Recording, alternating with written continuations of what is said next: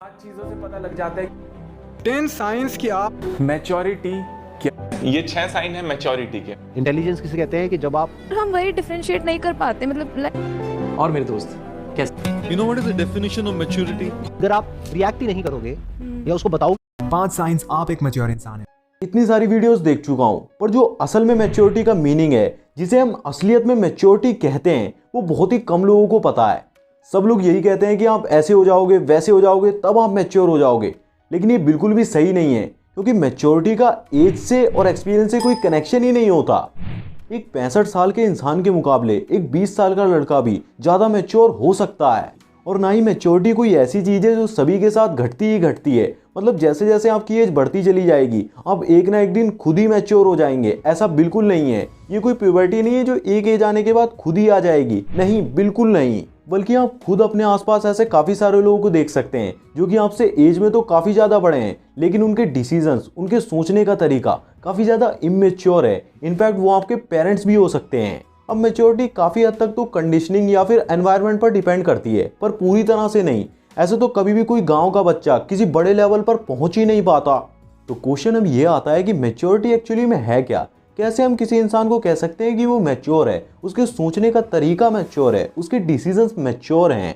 तो मैच्योरिटी आती है विचारों से, जिंदगी में एक ठहराव से, जब आप चीज़ों को अधिक गहराई से समझने लग जाते हैं, जब आपके डिसीजंस में एक बैलेंस नजर आने लगता है। वो ना तो पूरी तरह से प्रैक्टिकल होते हैं और ना ही पूरी तरह से इमोशनल, बीच में कहीं एक बैलेंस होता है। अब मैं ये नहीं कह रहा हूँ कि आप बोलने से पहले 10 बार सोचना शुरू कर देते हैं, नहीं, बल्कि आप और भी ज़्यादा बार सोचने लगते हैं।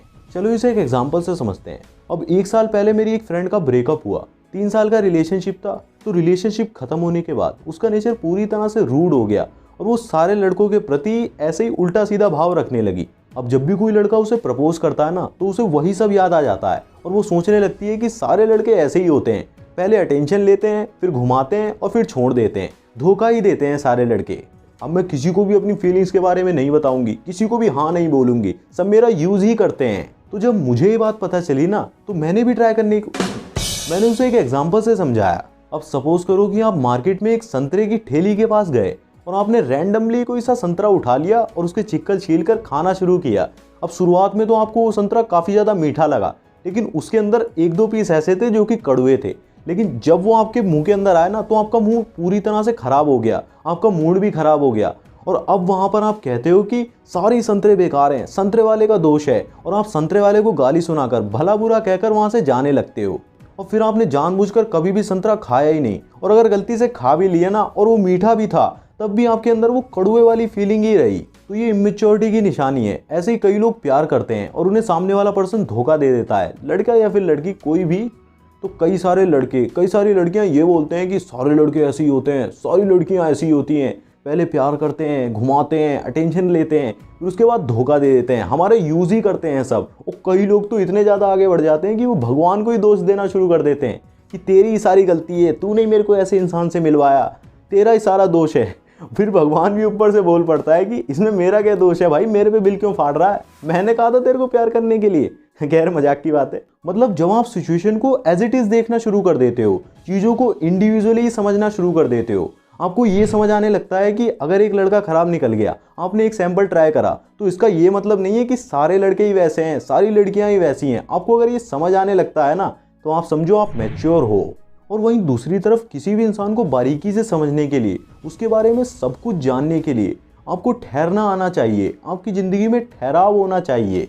फॉर एग्जाम्पल, आप इमेजिन करो कि आप किसी नए शहर में घूमने के लिए जाते हो। आज से पहले आप वहाँ कभी भी नहीं गए हो, आप सिर्फ वहाँ 2 घंटे के लिए रुकते हो और वहाँ से चल देते हो। तो आप उस शहर के बारे में कितना ज़्यादा जान पाओगे, सिर्फ आसपास की 1-2 गली के बारे में। और अगर आप 2 दिन रुकते हो तो आप और ज़्यादा जान जाओगे, वहाँ पर 1-2 ब्लॉक्स के बारे में जान जाओगे, मार्केट वगैरह के बारे में जान जाओगे। और अगर आप 2 महीने रुकते हो तो आपके कुछ नए दोस्त बन जाएंगे। और अगर आप 2 साल रुकते हो तो आपको लोग वहीं का कहने लगेंगे।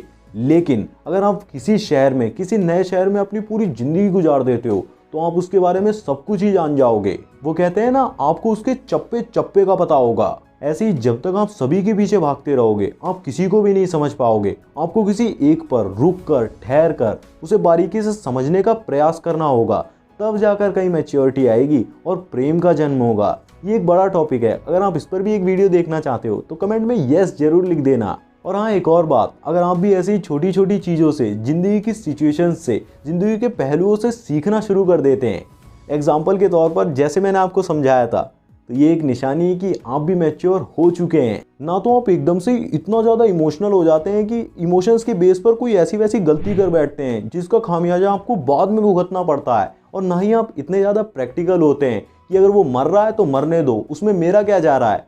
आप पहले सिचुएशन को पूरी तरह से बारीकी से समझते हैं, सिक्के के दोनों पहलुओं को देखते हैं, तो समझ लीजिए कि आप मैच्योर हो चुके हैं। ये एक मैच्योरिटी की निशानी है। तो दोस्तों, मुझे उम्मीद है कि आपको इस वीडियो से बहुत कुछ सीखने को मिला होगा। अगर आपको ये वीडियो अच्छा लगा तो कमेंट करके जरूर बताएं और इसे अपने फ्रेंड्स के साथ जरूर शेयर करें।